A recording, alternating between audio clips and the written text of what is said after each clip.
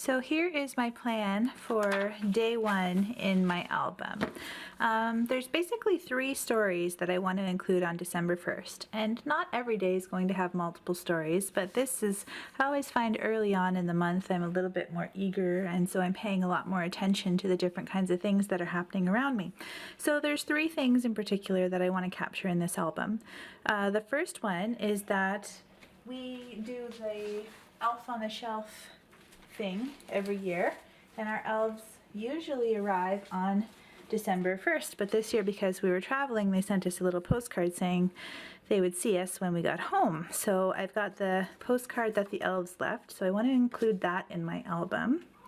There's a little bit of a story around that too, because when my son first saw this card that they left him, that he thought that that meant that they weren't coming at all, and he was really upset about it. So there's that piece of the story too that I would like to incorporate in some way. Of course, after he reread it and understood it a little bit better, everything was fine.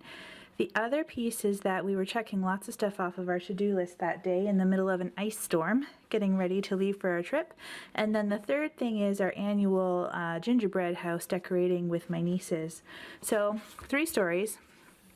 I've got kind of a plan sketched that I'll probably play with a little bit more. There might be some modifications, but I want to include the postcard for sure. So that is either going to go into a page protector or just kind of like hole punched and slipped right into the album. I don't really want to lose any of the text that's on the back, so we'll figure that piece of it out. The other thing is that for the gingerbread houses and for the second story, it's going to take up a lot of space. So I think that I'm planning to do one of these flip out pages again, where there's a full page 6x8 photo on the left side and a flip out 6x8 4 pocket page on the right side. So that is my plan, and I'm going to get started here. I really like including pieces of ephemera in my albums, so this postcard from the elves was perfect to be able to document this story about December 1st. One of the things that I'm trying to be mindful of, because you can see that that title page is vellum, you'll be able to see behind it. Even though it's not completely transparent, you'll still be able to see some of the effect there. So I'm trying to figure out how to position it in my album. One of the things I considered was using this page protector from Citrus Twist. It's 4x8 in orientation, and it's got room for a vertical 4x6 at the top with a narrower horizontal one at the bottom.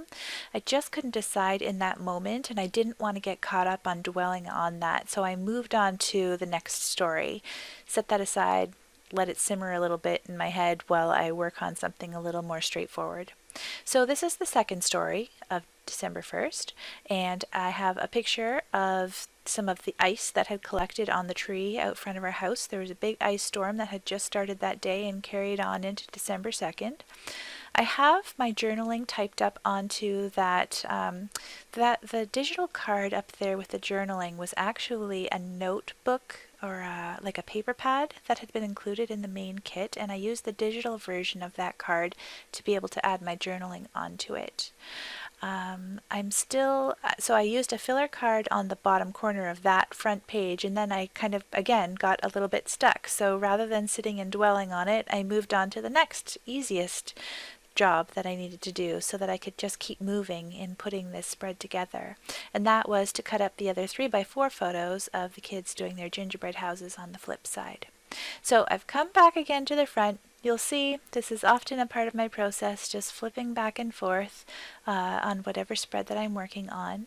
And I decided to go with a big cork number from my stash to indicate that it's December 1st.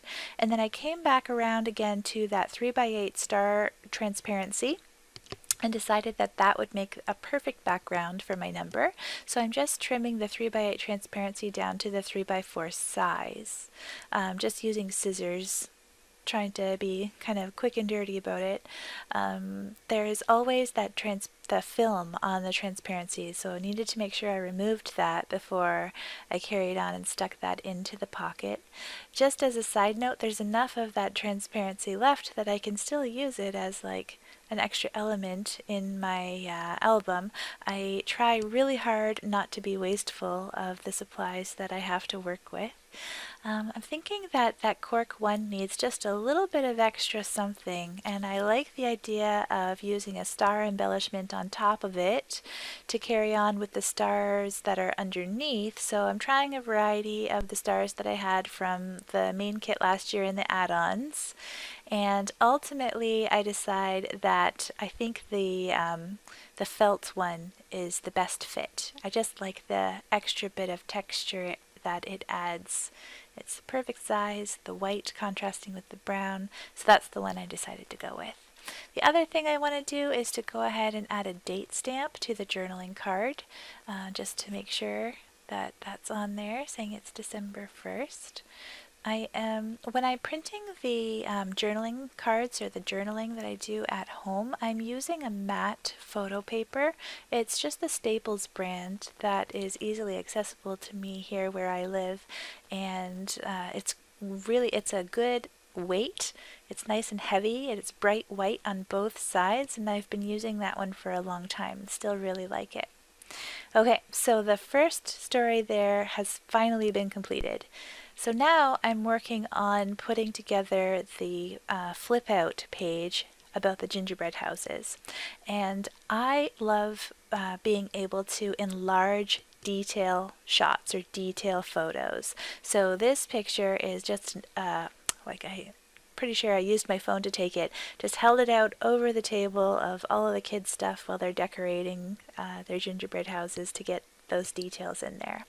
So what you just saw there, I had my paper trimmer out and I was actually using it as a scoring board. It's a trick that I saw Heidi Swap do in one of her process videos, and I just thought it was brilliant.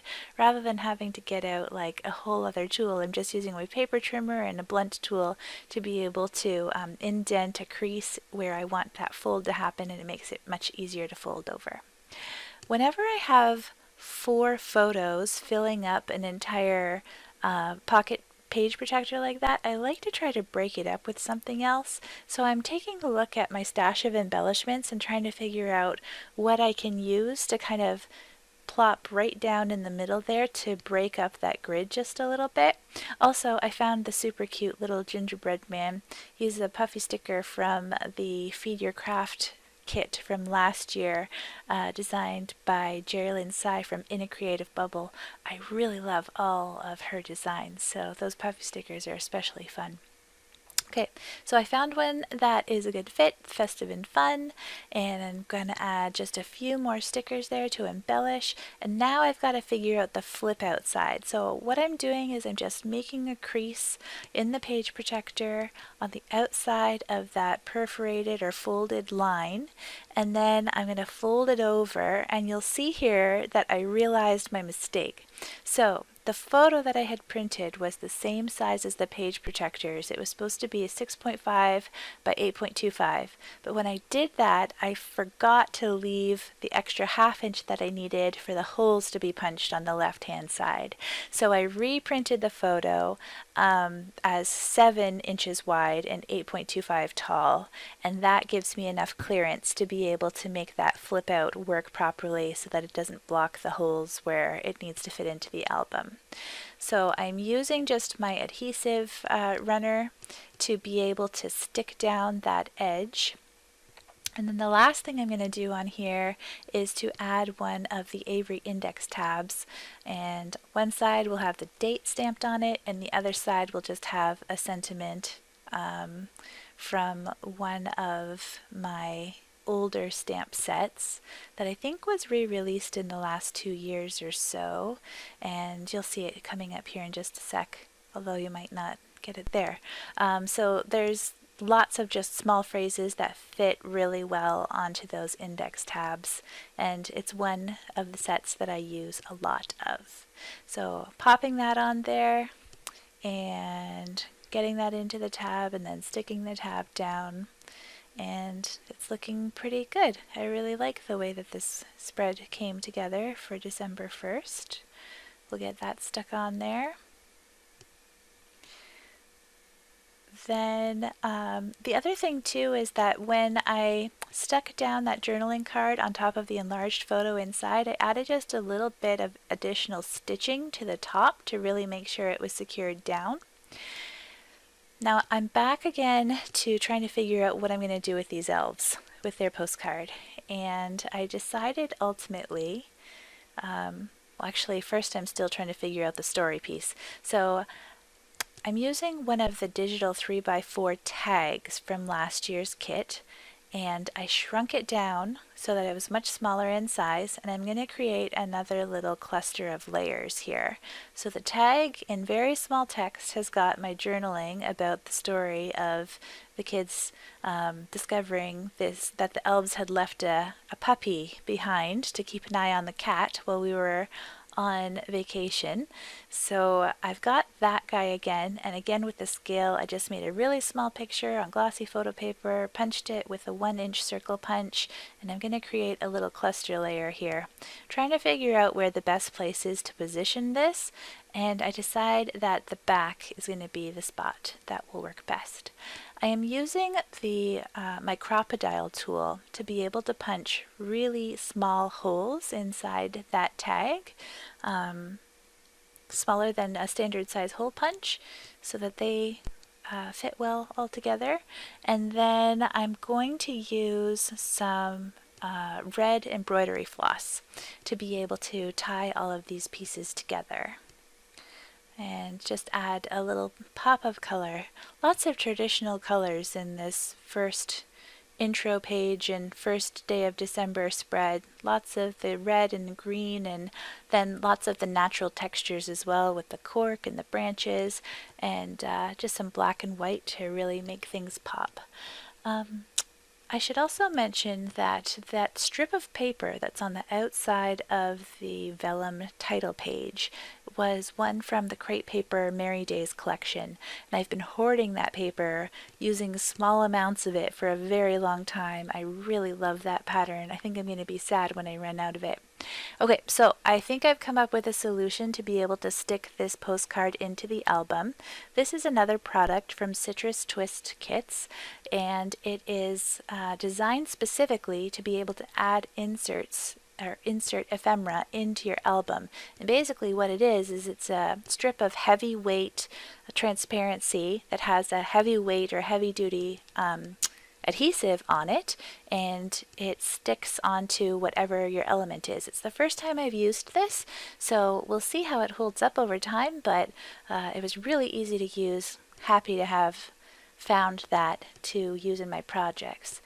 I've got another puffy sticker that I'm adding to the back of that metal rimmed tag, just to kind of finish off that part of it, and that pretty much wraps up day one.